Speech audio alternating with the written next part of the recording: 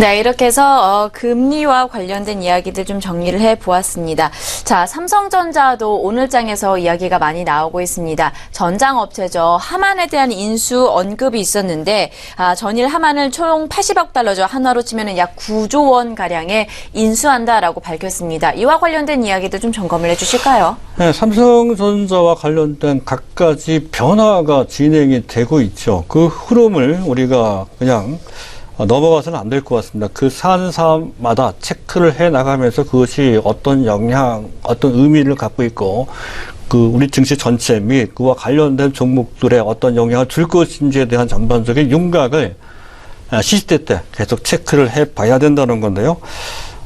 삼성전자가 인수하게 될 하만이라는 업체에 대해서는 이미 매스컴을 통해서 많이 보도가 되고 있습니다. 그런 참조를 좀 하시면 될 것 같습니다. 전장사업, 전 세계 선두권 업체라는 것이죠. 중요한 것은 삼성전자가 그 분야에 왜 진출을 하는 것이냐 하는 것과 그것이 어떤 의미와 어떤 영향을 미칠 것이냐에 초점을 맞춰놓고 봐야 될 것 같습니다. 일단 결론적으로 말씀드리면 국내외 분석기관들의 평가는 긍정적이다 하는 것이죠. 제가 생각하기도 좀 그런 것 같습니다. 몇 가지 의미를 좀 요약해서 이제 보겠습니다. 일단 이재용 시대 등기 이사로 등재된 지 얼마 되지 않았죠. 그래서 현재 선대 회장, 이건희 회장, 병석에 누워 계신 이건희 회장이 주창했던 이른바 삼성그룹의 신수정 모델 사업이 있었던 건데요. 그 중에 일부를 탈락시켰습니다. 태양광이나 또는 LED가 이제 그렇죠. 그리고 나머지를 존속시키는데 그거 갖고 좀 부족했던 것 같습니다. 그래서 바이오 사업과 더불어서 바이오는 기존 존치시키고 그리고 더불어서 커넥티드카. 이 커넥티드카에는 각가지 개념이 다 들어가 있습니다. AI 들어가 있죠. AR, VR 다 들어갑니다. 심지어는 웨어러블도 들어가고 있다는 거죠. 그래서 모든 것을 포괄하는 개념의 커넥티드카 쪽을 신수정 사업으로 초점을 맞춰서 양대 신지성 사업으로 정리를 현재 해나가고 있는 것이다. 이렇게 판단이 돼서 그 부분 보셔야 될 것 같고요. 또 한 가지는 가만히 보면 현재 삼성그룹의 M&A가 그 전문에 비해서는 공격적이긴 하지만 그렇다고 해서 아주 남발하지는 않고 있습니다. 가령 구글이나 또는 AT&T나 문어발식으로 이것저것 다 매입하는 방식이 아니죠. 자기 사업과 상당히 관련성 있는 쪽을 확장성을 감안해서 M&A를 하고 있다는 것을 우리가 알 수가 있습니다. 얼마 전에 작년인가요? 스마트싱, 이건 IoT 쪽입니다. 그리고 루프페이도 작년이죠. 이건 이제 전자결제 쪽이고요. 그리고 또 작년이죠. BYD 중국의 한 전기차 업체입니다. 지분 출자를 했다는 것도 그렇고, 금년이죠. 조이언트. 이거는 이제 클라우드 쪽입니다. 그리고 얼마 전이죠. 비브랩스. 이건 AI 쪽입니다. 이쪽을 인수를 했다는 것이고, 그 연장선상에서 하만이 인수가 됐다는 거죠. 뭔가 관계가 있죠. 그래서 관계되어 있고, 서로 확장성을 이제 어느 정도, 현재 지금 보여줄 수 있는 그런 대상이 현재 M&A 대상이 됐다는 것이고요. 또 한 가지는 현재 삼성전자가 선택과 집중, 이건 뭐 자주 말씀을 드렸습니다. 선택하고 집중한다는 것.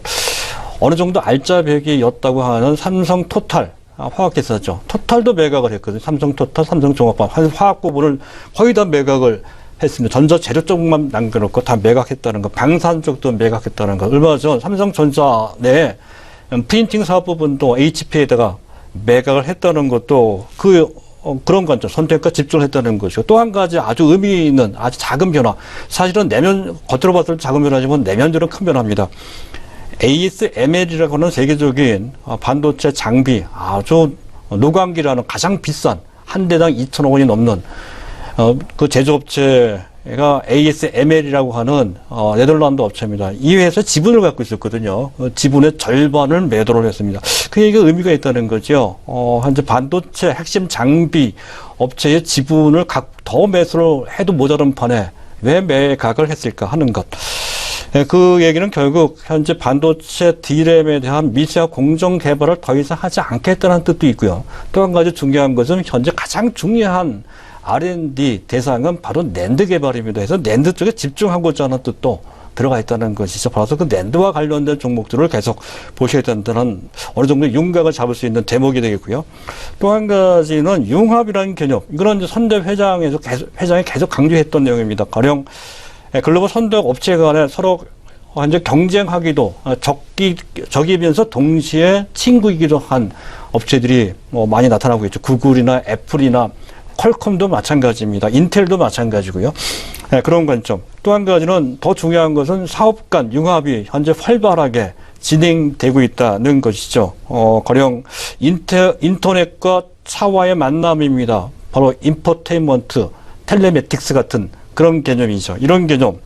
바로 그 개념에서 하만 인수가 된 거고요. 반도체와 소프트웨어 내지 솔루션이 결합이 되고, 또 엔터테인먼트와 인포메이션이 결합이 되고, 또 앞에서 말씀드렸듯이 IoT나 AR, VR 또는 AI 같은, 또는 심지어 또 웨어러블과 같은 그런 개념이 서로 통합되고 융합되는 개념이 삼성전자를 중심으로 해서 진행이 되고 있다는 개념이 들어가 있습니다. 그와 관련된 수혜주는 시장에서 알려져 있듯이 삼성 SDI, 삼성 전기를 봐야 될 것 같습니다. 각종 전동 모터 등의 전장 부품 외에 각종 센서를 준비할 가능성, 지금 아직은 약합니다만 그럴 소지가 상당히 높아서 그렇다는 것이고요.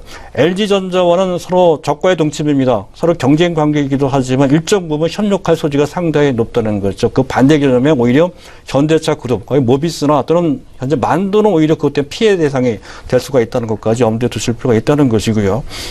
그리고 그 외에 작은 종목으로서는 현재 아람전자, 인포뱅크, 에이티크 솔루션, 또 파인 디지털 등이 있는데요. 고점에서 추격하는 것은 다소 부담이 되는 단기적인 시세라고 보시면 될 것 같습니다.